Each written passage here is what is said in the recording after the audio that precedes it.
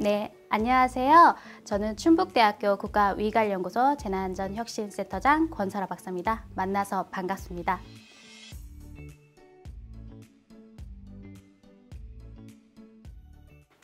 네, 오늘 제가 여러분들께 말씀드리고 이야기를 하고자 할 교육 내용은 안전도시 만들기와 관련된 내용이 되겠습니다. 기후변화로 인해서 도시화로 집중화된 이 자연재난 혹은 사회재난 현상들, 그뿐만 아니라 인구의 절반 이상이 도시에 집중되어 있는 현상에 따라 이 정책 과제가 안전도시로 집중화되고 있어요. 특히 이 도시정책 차원에서 안전 문제를 우리 사회에서 핵심 정책으로 다루고 해결책을 제시해야 되는 것이 필요한 시점 중에 하나이죠. 이 안전도시라는 얘기에 대한 개념은요, 여러분. 1989년도 9월 스웨덴의 스톡홀름에서 열린 제1회 사고와 손상 예방 세계 학술 대회에서 공식적으로 제기가 되었고요. 그리고 모든 사람이 건강하고 안전한 삶을 누릴 수 있는 동등한 권리를 가지는 선언을 통해서 이 안전도시에 관련된 내용이 구체화된 바 있습니다. 울리히백 교수, 여러분들 위험사회를 쓴 저자인데요. 많이들 아시고 계실 겁니다. 이 울리히백 교수는 체르노빌 원전 사고 이후의 현대사회를 어떻게 위험사회로 보고 있어요.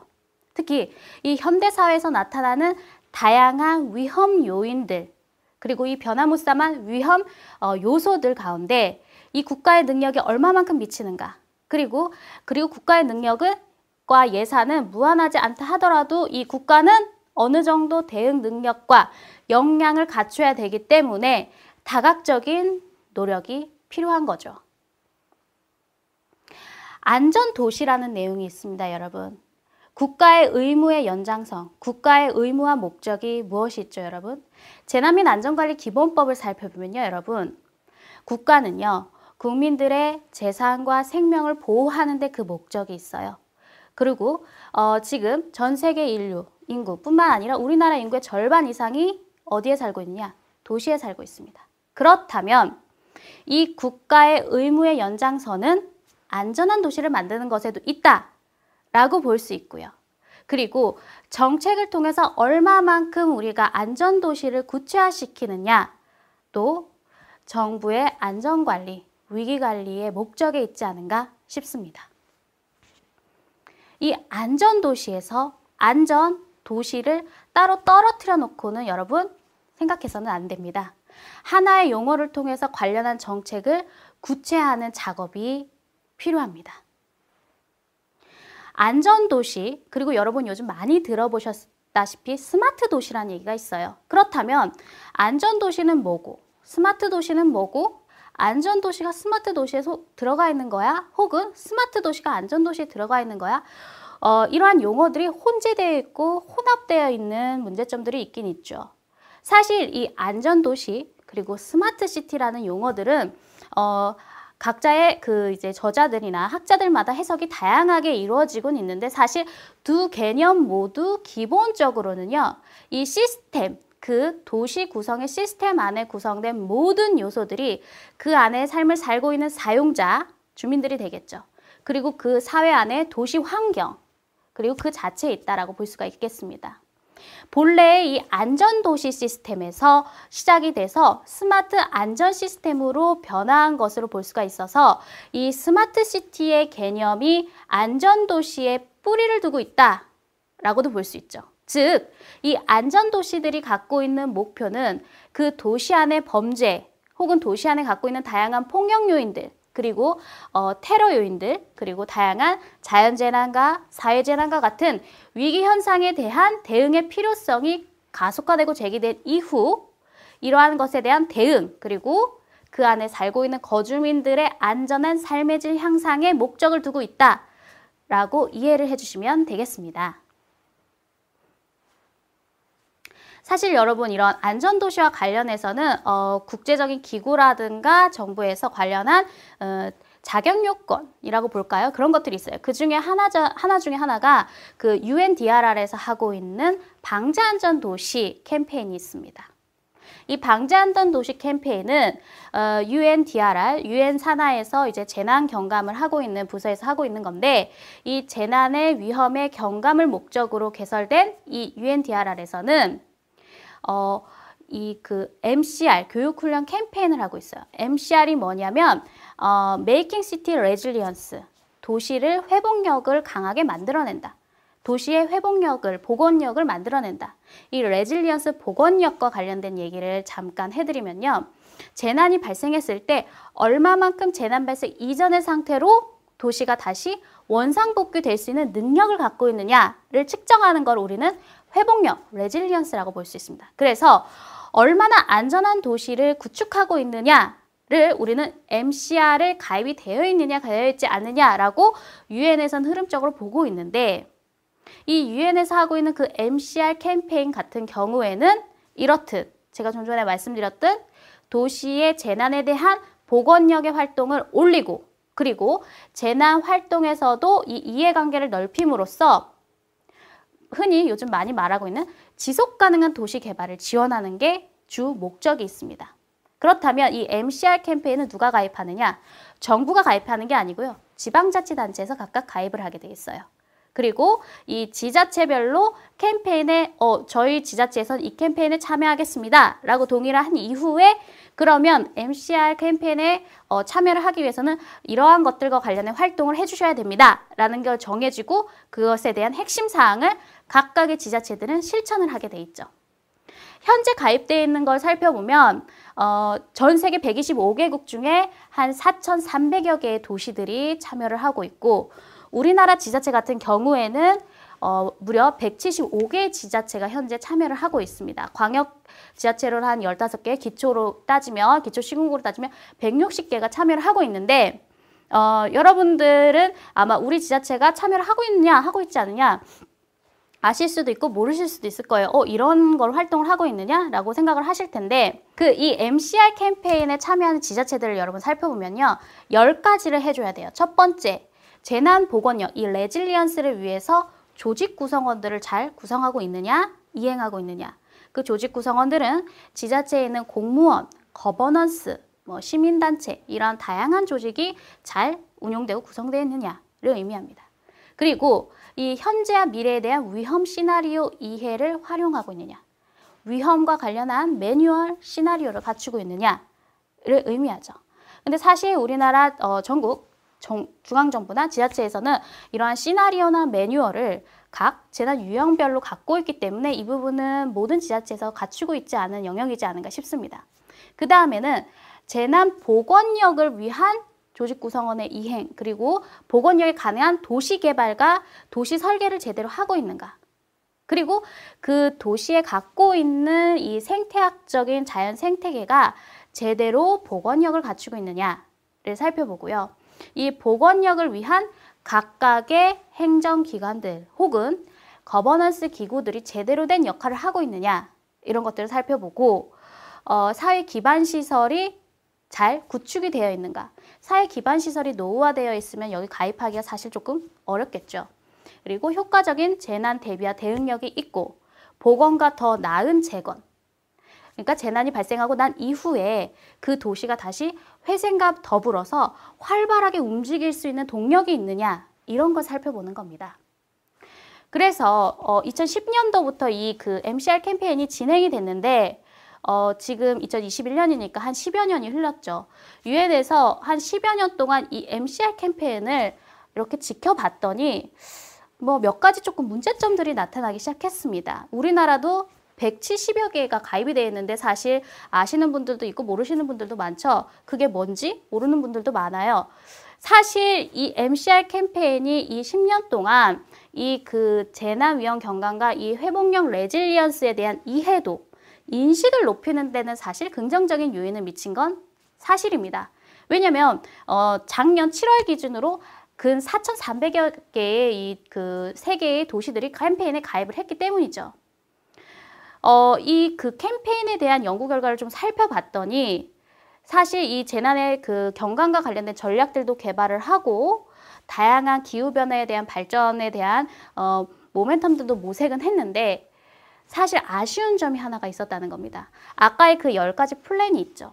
이걸 지키려고 하다 보니까 이 MCR 캠페인의 가입을 목적으로 준비가 됐던 거예요. 실질적으로 행동은 사실 미흡했던 거죠. 그래서 그 가입서만 받기 위해서 캠페인의 그러한 인증서를 받기 위한 인증을 위한 활동을 그동안 이 4천여 개의 도시가 진행을 했었던 거죠. 실질적으로 MCR 캠페인이 이렇게 활발하게 시민들 주도하에 그리고 지자체가 같이 협조하에 운영되었다기보다는 이 캠페인 안에서 이 캠페인의 인증서를 받기에 조금 급급하지 않았나라는 게 이 10년 동안 지켜본 한계다라고 볼 수가 있겠습니다. 그래서 전략을 이제 조금 수정하기 시작했어요, 유엔이. 그래서 2030 플랜으로 조금 바뀌었는데 그렇다면 지금 현재 갖고 있는 한계를 극복하고 2030에서는 좀 어떻게 변화를 모색할 것인가 라고 봤을 때는 크게 3가지 목표를 제시하고 있습니다. Known better, plan better, implement better. 즉, known better. 얼마만큼 이 도시가 의지를 가지고 할 역량이 있는지를 살펴보는 겁니다. 그 다음은 그렇다면 의지가 있다면, 확고한 의지가 있다면 회복력 강화를 위해서 어떠한 전략을 세우고 계획을 하고 이 계획을 발전시킬 수 있는 무언가가 있느냐를 보는 거고요. 그 다음은 그렇다면 이 도시를 각각 지원을 해서 각각의 지역 도시의 재난위험 경감 전략과 계획을 실행하고자 라는 3개의 목표로 전환을 합니다. 그래서 스텝을 1, 2, 3로 보고 있어요. 그래서 이 스텝을 3가지로 보고 있는데 각 단계별마다 위치하는 도시가 다르다는 겁니다. 그 전에 MCR 캠페인 가입할 때는 그 10가지의 그 목적과 의의만 맞추면 그냥 가입을 했어요. 그렇지만 이 2030 캠페인에는 이 그 수천 개의 도시를 봤더니 얘네들은 한 2단계, 3단계에 앞서 있는 단계에 있는 도시가 있고 혹은 1단계도 꽤 미치지 않은 도시들이 있는데 얘네를 똑같이 놓고 판단을 해서는 안 되겠다라고 해서 구분을 하기 시작한 겁니다. 그래서 스텝 1 같은 경우에는 이제 자가 진단을 통해서 A, B, C 단계에서 내가 도대체 우리 도시는 어느 정도의 단계 수준에 있는지 파악을 하고 그럼 내가 A 단계에 소속되는 도시 혹은 B 혹은 C 그런 도시라면 내가 A 단계라면 B 단계로 올라갈 수 있을 만큼 어떠한 노력을 할 것인가 혹은 B 단계에 있는 도시는 C 단계로 올라갈 만큼 내가 재난 회복력을 위해서 우리 도시가 어떠한 노력을 할 것인가 라는 단계를 세우는 거죠. 그리고 그 가입 이후에는 각각의 스텝별로 각각의 수준에 맞는 그 지자체의 재난안전도시 프로그램을 단계별로 제시해서 순차적으로 발전할 수 있도록 순차적으로 올라갈 수 있도록 도구들을 제공하고 있습니다. 그래서 이 상기와 같은 그림이 나타나서 이 상기와 같은 그림을 살펴보면 되겠고요. 그래서 이 MCR은 또 2030에서 가장 우리가 주요하게 핵심으로 다루고 있는 것 중에 하나가요. 이 그 거버넌스 구조입니다. 사실 지자체 혹은 중앙정부에서만 열심히 하는 것뿐만 아니라 이제 시민단체에서도 같이 움직여줘야 되는데 MCR 2030도 그렇게 보고 있는 겁니다. 정부, 지자체에서 열심히 리더십을 관리를 해서 역할을 하는 것도 중요한데 그렇게 하다 보니까 너무 문서화만 되지 않았을까? 너무 인증제도에만 매몰되어 있지 않은가? 실질적으로 이 활동을 하는 기재들이 필요한데 활동은 누가 한다? 시민들이 해줘야 되기 때문에 그럼 시민들의 기재는 어디서 끌어온다? 거버넌스에서 끌어오자 라고 해안책을 제시한 게 UN DRL에서 내온 MCR 2030의 그동안 10년 동안의 한계점을 극복하고자 하는 내용 중에 하나인 거예요. 그래서 이 글로벌 단위에서는 기존에 있었던 캠페인들이랑 조금 다르게 아시아 지역 같은 경우에는 관련한 지역조정위원회를 두고 그 안에는 시민단체도 들어오고 각각의 이해관계자도 들어와서 교육을 시키겠다라고 하는 거고요. 우리나라 같은 경우에 인천에 사무소가 있습니다. 그리고 국가 단위 같은 경우에는 이 중앙제도가 갖고 있는 제도 그리고 그들이 갖고 있는 재정이 지방정부가 할 수 있는 이 DRR 프로그램의 핵심 요인을 새롭게 작용하고 국가 단위에서는 도움을 주는 역할을 해야 된다라는 게 필요한 거고요. 지자체에서는 이 지방정부의 각각의 포진되어 있는 재난안전부서 그리고 관련한 전 사업부서. 요즘 여러분 이 이야기들이 이제 많이 확장되어져 가고 있는 게 과거에는 여러분 재난관리, 위기관리가 그 행정부서에서 재난과, 총괄과 이런 데서 집중을 해서 했어요. 근데 재난이 발생해서 나타나다 보면 그 영향력, 그 여파가 뭐 정치, 경제, 사회, 문화 모든 부분에 영역을 미치기 때문에 모든 전 부서에서 이러한 재난이나 안전관리를 해줘야 된다라고 그 목적이나 목표들이 많이 확장되어 가고 포괄적으로 넓어지고 있는 게 현실입니다. 그래서 이 재난안전부서를 포함한 전 사업부서에서도 이 관련된 내용을 어떻다? 알고 있어야 된다. 알고 있어야 되기 때문에 도시를 다시 계획하고 만들 때에도 이러한 재난이나 안전과 관련된 내용들을 도시개발과나 도시부서에서도 제대로 알고 있어야겠죠, 여러분. 그리고 이 지역에 있는 모든 관련한 이해관계자들이 주인의식을 가지고 운동을 해야 된다. 특히 거버넌스는 수평적인 구조죠, 여러분. 탑다운 방식이 아닙니다. 그래서 이 수평적인 합의와 협력이 필요하다라는 게 중요합니다. 또 하나는 뭐냐면요, 여러분. 이 그 지식에 대한 공유예요. 국제 교류와 지식 공유를 강조하는데 국제사회는 지금 어떠한 흐름으로 흘러가고 있는지, 그리고 우리나라 많은 지자체들이 이 국내에만 갖고 있는 내용들로만 서로 가져다 쓰고 갖다 주고가 아니라 실질적인 도시간, 국제 도시간, 우리 지자체랑 유사한 국외에 있는 도시간의 교류를 통해서 우리나라의 만의 그러한 한국형 선진 모델을 개발하기 위해 노력할 것이 필요하다라고 볼 수 있는 거죠. 또 하나 그 UNDRR의 그 MCR과 더불어서 이 안전도시와 관련된 지수가 하나 있습니다. 이게 그 가장 포괄적으로 사용하고 있는 그 이코노미스트의 안전도시 지수에서 제공이 되어지고 있는데요. 이 안전도시 지수는 여러 가지 이 영역들이 있어요. 그 중에서는 디지털 보안, 그리고 의료 보안, 그리고 인프라는 어떻게 되어 있는지, 그리고 개인은 어떤 식으로 보안이 잘 되고 있는지에 총 49개를 지표를 기반으로 전 세계 60개의 도시를 매년 평가하고, 그리고 가장 안전한 도시, 그리고 가장 취약한 도시, 그리고 이런 도시를 구분하고 있어요. 2019년도 기준으로 우리나라 서울은 세계 안전한 도시 중에서 8위가 있었고요. 1위는 일본의 도쿄가 되겠습니다. 또한 미국은 이 안전도시 지수를 또 하나 미국에서 이제 선정을 해서 하고 있는데, 미국의 도시 중에 이 뉴욕 같은 경우에는 의료 보안 부분에서 31위, 그리고 달라스 같은 경우에는 인프라가 하위에 소속되어 있었어요. 특히 이 미국의 도시들 중에 높은 순위, 좀 안전한 도시 같아요 라고 이제 측정된 도시들을 살펴보면 디지털 보안율이 매우 높게 측정이 됐었습니다.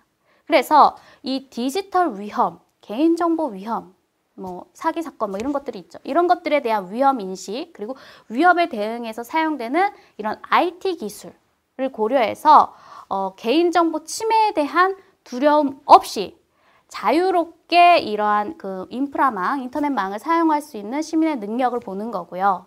그리고 이 스마트 911 어플리케이션을 활용을 함으로 인해서 개인의 안전을 시민의 안전을 보호해주는 디지털 기술의 활용이 가능해졌습니다. 이 알람 프로그램 같은 경우에는 미국 법무부에서 나오는 프로그램인데요. 각 주정부, 지방정부가 등록하고 있는 개인들한테 어떤 아동 유괴가 발생을 했을 때 그 아동의 영상, 이미지, 그리고 그 아동이 마지막으로 발견됐던 위치, 그리고 관련한 전화번호 등이 요청하는 문자 메시지를 그 인근에 확 뿌리게 돼 있어요. 그러므로 인해서 이 프로그램이 제대로 잘 이제 구현이 되니까 2018년도 기준으로 924명의 아이들이 유괴됐다가 구조가 된 이 그런 긍정적인 이런 기술력 활용을 하다 볼 수가 있는 거고요. 그리고 이 스마트 911 어플리케이션을 또 미국에서는 잘 활용을 하고 있는데, 우리나라도 사실 유사한 어플리케이션이 많이 있습니다. 근데 이게 얼마만큼 잘 활용되고 있느냐, 얼마만큼 잘 쓰고 있느냐, 이거 우리가 한 번 더 생각을 해봐야겠죠.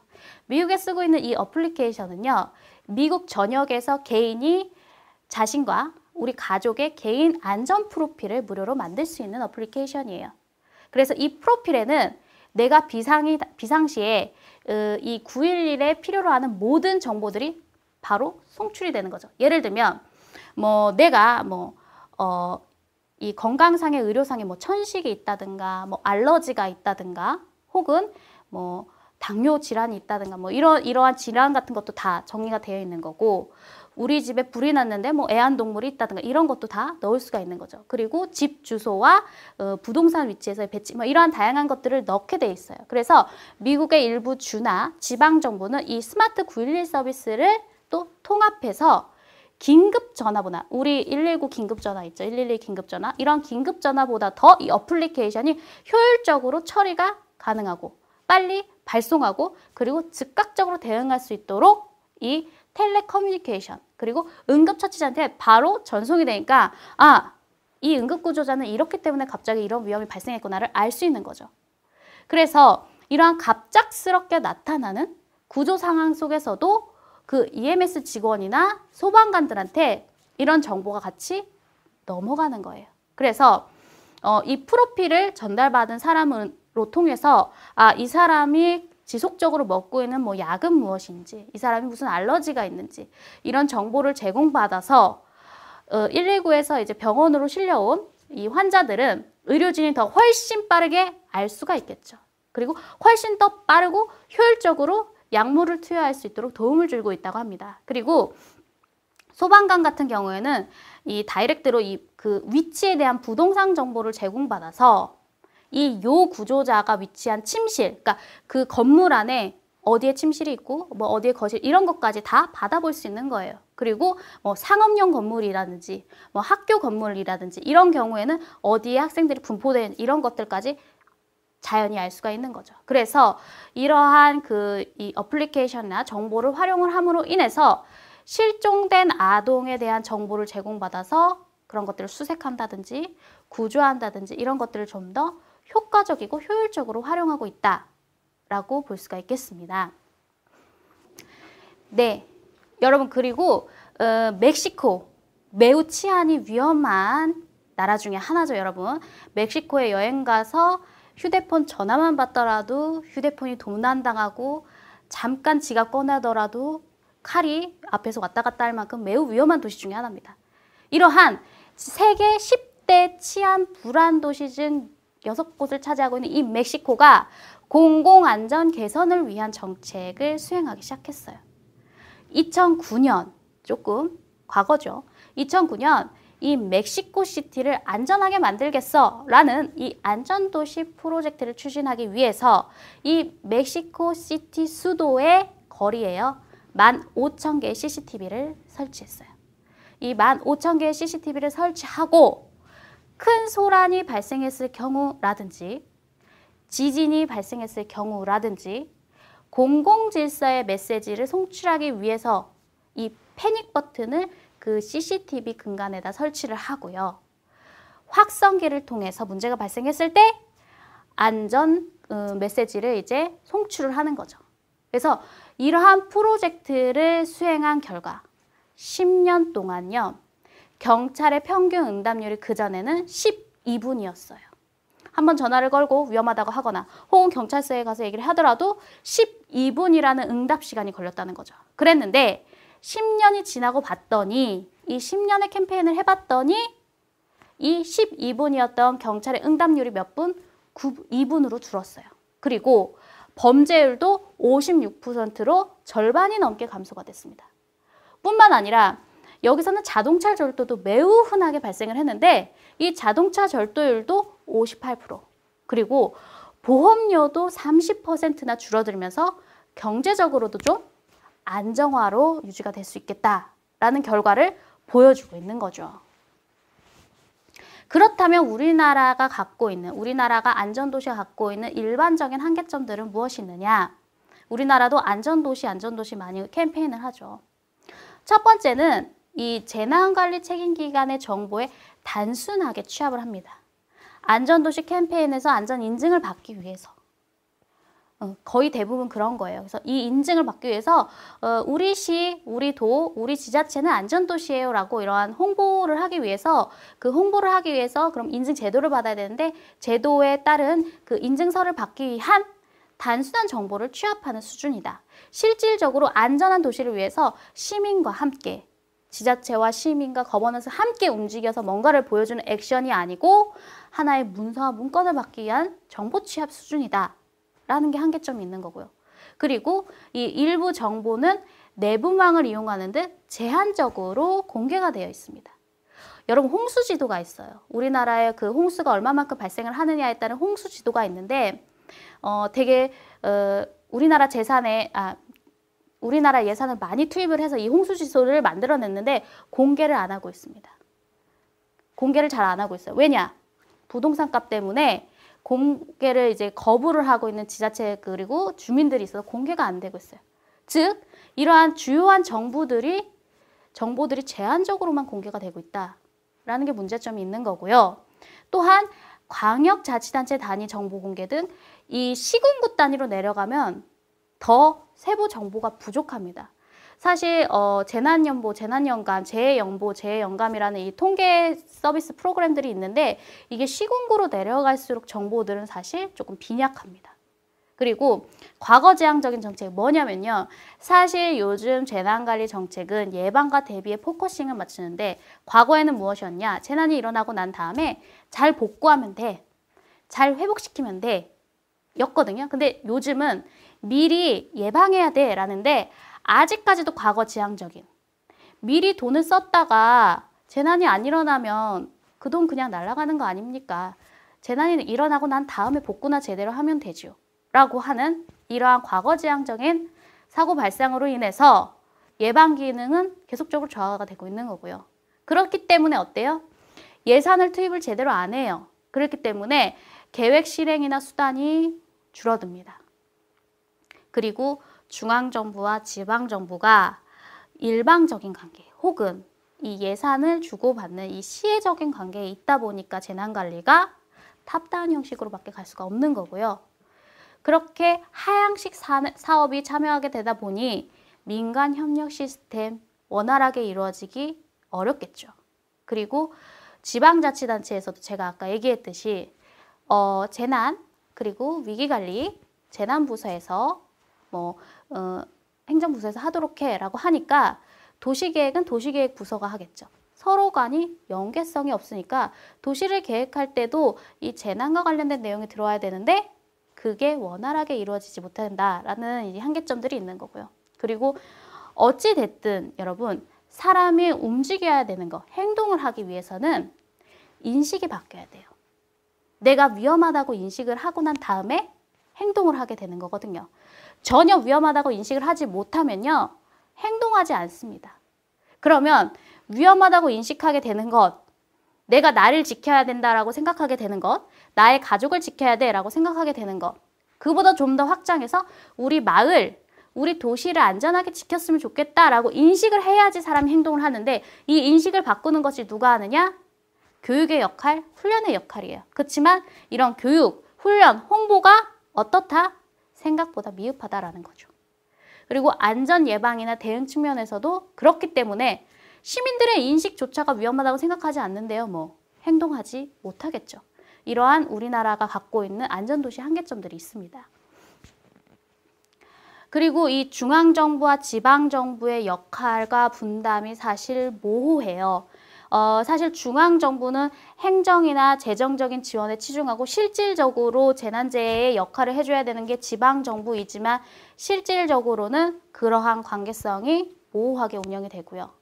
아까 제가 얘기했듯이 움직여줘야 되는 건 시민의 참여를 통한 것, 거버넌스의 움직임을 통한 것, 그리고 시민이 의사결정 구조에 참여하는 것, 시민 주체로 협력기제가 움직여줘야 되는 것. 이게 매우 중요함에도 불구하고 제대로 구축이 되거나 제대로 이행되지 못하고 있다는 것이 한계점입니다.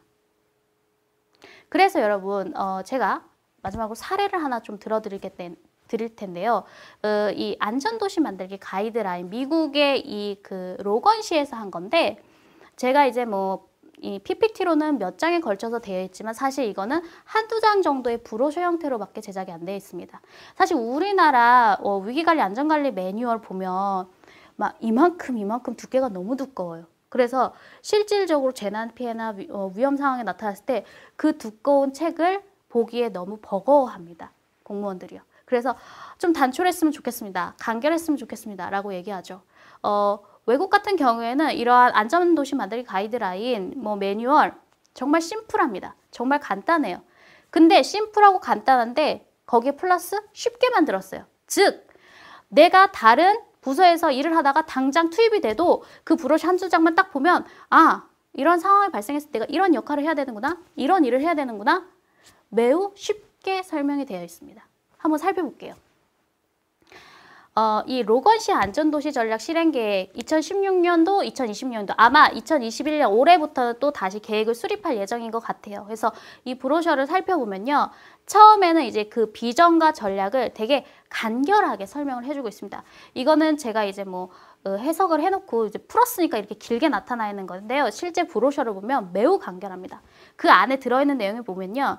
이 로건시를 안전하게 만들기 위해서는 뭐가 제일 중요할까요? 무엇을 우선순위에 둬야 될까요?를 우리는 정해야 됩니다. 결론은 그거예요. 우리 로건시가 안전하기 위해서는 무엇이 제일 중요해서 무엇을 먼저 할까요? 그것을 정합시다. 그것을 비전과 전략을 넣읍시다. 근데 우리나라 같은 경우 지자체나 중앙정부나 이런 비전과 전략을 살펴보면요. 이 국정 철학 그리고 지도자의 생각 이런 것들이 담겨 있어서 매우 철학적이고 매우 어떻게 보면 단어가 모호하고 막 평화, 안전, 사랑 엄청 모호하면서 좋은 말은 다 이렇게 섞여 있거든요. 누구든 이해할 수 있는 그런 포용적인 말, 그 포괄적인 말로요. 근데 이런 미국이나 이런 데서의 안전도시 브로셔 같은 걸 보면요. 우선순위가 딱 정해져 있는 겁니다. 아, 치안이 우리는 좀 안 좋은 지역이야. 그러면 치안은 우선순위로 놓고 비전은 치안과 관련된 비전을 세울 거야. 이렇게 간결하고 간단하게 정의를 하는 거죠. 그래서 이 로건시의 이 비전은 이렇게 돼 있습니다. 주민들이 안전하고 건강하면서 이들의 복지와 삶의 질의 향상을 위한 계획을 수립해. 여기서는 무엇이 이제 주 핵심 키워드냐? 범죄율을 줄이는 거야. 우선순위가 그럼 무엇이다? 범죄율이 되는 거겠죠. 그래서 이 범죄율을 줄이기 위해서 도시 내에 이 범죄와 관련된 취약 지역을 탐색해. 근데 이 취약 지역을 탐색할 때 공무원들이 탐색하는 것이 아니고 그곳에 살고 있는 시민들과 함께 탐색을 하는 겁니다. 그리고 그럼 각각의 이 취약 지역에 대해서 어떻게 우리가 전략을 세우고 계획을 세울지 우리가 같이 한번 탐색해보자 라고 하는 거죠. 그런 다음 그렇다면 이 범죄율을 줄이기 위한 중요한 안전 지표들 그리고 안전 보고서들을 이 보고서 지표도 엄청 심플하게 만들어냅니다. 한두 장 정도로요. 그리고 그러면 시민들도 여기가 취약해, 위험해, 범죄를 줄여야 돼 라는 안전인식을 개선하기 위해서 우리가 또 어떤 전략을 세울 수 있는지를 파악하는 거죠. 그래서 이 전략이나 이 계획을 수립함에 있어서 이미 달성한 성과들은 보완하거나 강화시키고 그리고 총체적으로 접근법들을 높여서 지역사회의 안전을 높이고 범죄율을 줄이고자 하는 게 주요 목적입니다. 그래서 계속적으로 짚어주는 거죠. 우리 시의 안전에 대한 목적은 범죄율이라는 이 키워딩이 있습니다라는 걸 지속적으로 이제 알려주는 겁니다.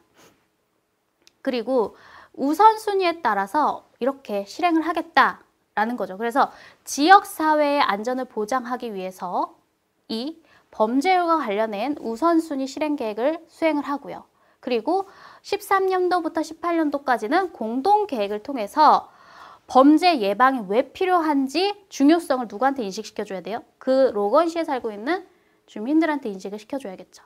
인식을 이렇게 단기간에 시켜주는 게 아니라 13년부터 18년도까지 이게 차근차근하게 인식도를 높이면서 지역사회의 그 구체화된 우선순위에 초점을 두는 겁니다. 그래서 주간활동 같은 경우를 통해서 매주 주민들이 이 범죄율이나 치안에 대한 그 예방 인식을 갖출 수 있도록 주간활동도 하고 정기적으로 심포지움 같은 거를 열어서 이 지역 주민들한테 약간 전문적인 지식도 제공을 해주고 그리고 안전카메라 프로그램을 약간 CCTV 이런 것들과 관련해서 그러니까 교육, 훈련 그리고 시스템까지 접목이 되는 거죠, 여러분.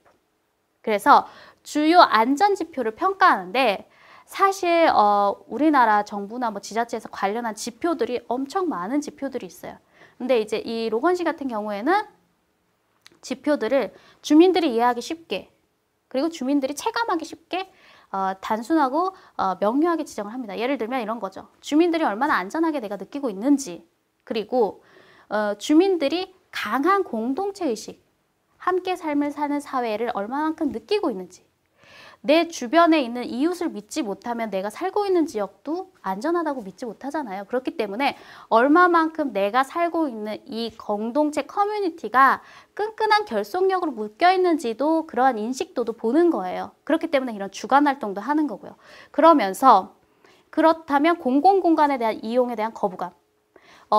우리도 제가 작년에 이 그 청주시 충청북도에서 그 이런 주민들에 대한 안전인식과 관련된 설문조사를 한번 한 적이 있는데, 그런 조사를 한 적이 있어요. 밤 몇 시 이후에 다니는 게 두려움을 느끼는지. 근데 은근 두려움을 느끼는 주민들이 많이 있었고, 특히 이 길거리에 가로등이 없는 경우, 그리고 밤 늦게 비어있는 그 공원이라든가 혹은 놀이터라든가 이런 거를 놀이터, 공원, 공공공간입니다. 근데 거기서 거부감, 두려움을 느끼는 거거든요. 그래서 이런 것도 한번 측정해 보는데 매우 유의미하지 않은가. 근데 이제 로건시에서는 이렇게 하고 있는 거죠. 실질적으로 사람들이 느끼는 안전에 대한 체감도인 겁니다. 밤에 뭐 버스가 끊겼을 때 혼자 집에 갈 때 얼마나 두려운지, 뭐 이런 것들과 관련됐을 때 이 위험 정도가 이제 많이 측정이 되는 거거든요. 그리고 주민들이 이렇듯 안전한 지역 사회에서 범죄 예방을 위해서 그럼 본인들은 어떠한 행동을 해? 본인들은 어떠한 활동을 하는지, 어떻게 실천을 하고 있는지, 이런 것도 측정을 한다라고 볼 수가 있는 거죠. 그래서 이러한 안전도시 계획을 로건시가 세웠을 때 결과로 받을 수 있는 거는 인식이 우선 개선된다는 겁니다. 주민들의 인식을 장기 플랜에 걸쳐서 개선을 시킨다는 거죠. 범죄가 발생하고 난 이후에 깨끗하게 해결하는 것도 중요하지만 범죄가 나타나기 이전에 우리가 예방하는 것도 필요하구나라는 인식을 재고를 변화시켜 주는 거예요. 그래서 범죄와 안전의 핵심적인 쟁점은 어디에 있는지, 그리고 범죄를 예방하기 위해서 지역사회가 안전하게 되기 위해서 밤늦게 공원을 가도 놀이터를 가도 내가 전혀 무섭지 않아 라고 느낄 수 있게 하기 위해서는 우리가 어떠한 목표를 우리가 세워야 되는지, 지역 주민들이 세워야 된다라는 거죠. 이런 것을 이해할 수 있도록 정보를 계속 주는 거예요. 이래서 왜 위험하다고 느끼고 이런 것들 때문에 지금 취약합니다를 정보를 계속 주는 거죠. 정보를 주면서 이 필요한 전략과 계획을 수립함으로 인해서 도시에 갖고 있는 부정적인 이미지를 감소시키고 긍정적인 이미지로 재고를 시키면서 그 도시 안에 살고 있는 지역 주민들 간의 공동체의 그 커뮤니티의 관계성도 네트워크도 끈끈하게 만들어주는 이러한 역할을 하는 거예요. 그렇게 하다 보니까 그러면 실질적으로 인식이 변했더니 범죄율이 줄어들었을까? 네, 범죄율이 줄어들었습니다. 실질적으로 이 그 우선순위에 따라서 실행 계획을 수립하고 동시에 이러한 미래의 그 위험 요소에 대한 영향력을 제고하고자 했더니 로건시에서는 실질적으로 범죄율을 줄이게 되는 결과를 발생하게 되었습니다.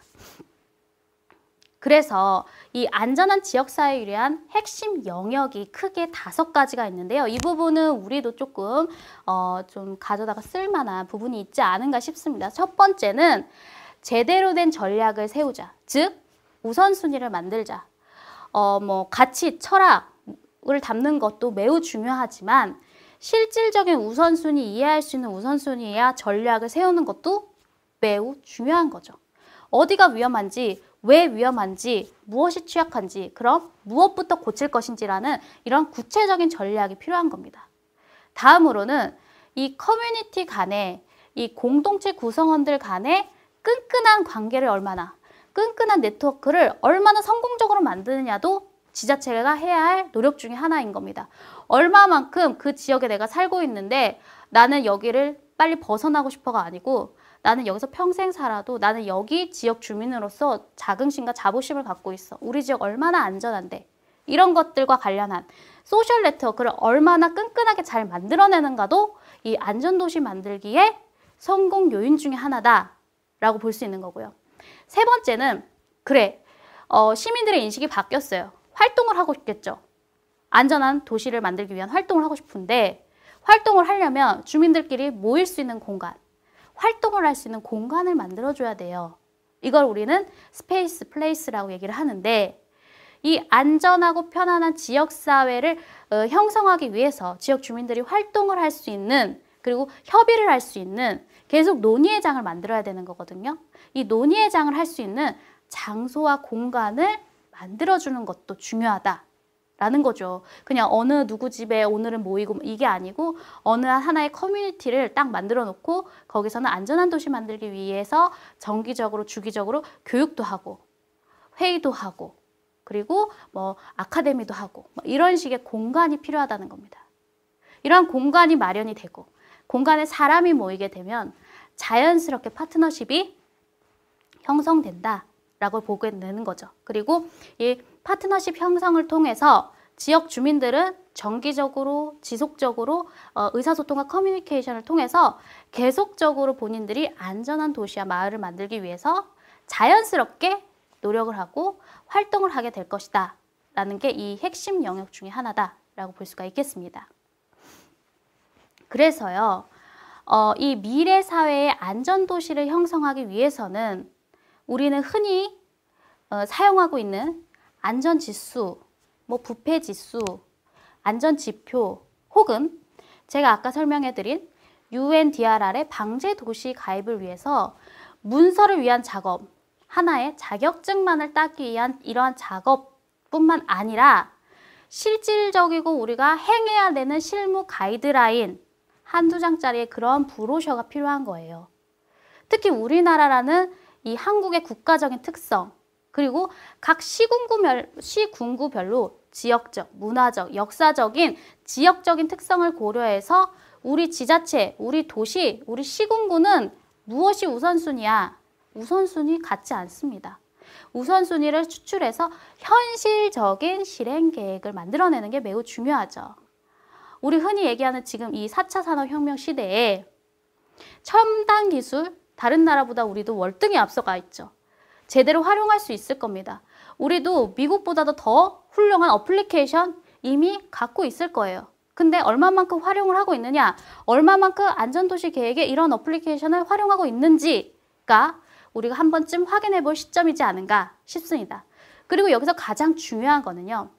성공적인 안전도시를 만들기 위한 지자체의 역할은 시민들을 얼마만큼 이끌어내느냐, 얼마만큼 독려시키느냐 이런 것이고요. 그리고 시민들을 이렇게 참여할 수 있게 만듦으로 인해서 성공한 안전도시가 되느냐 혹은 실패한 안전도시가 되느냐 이것이 현재 우리에게 주어진 과제다라고 볼 수가 있겠습니다.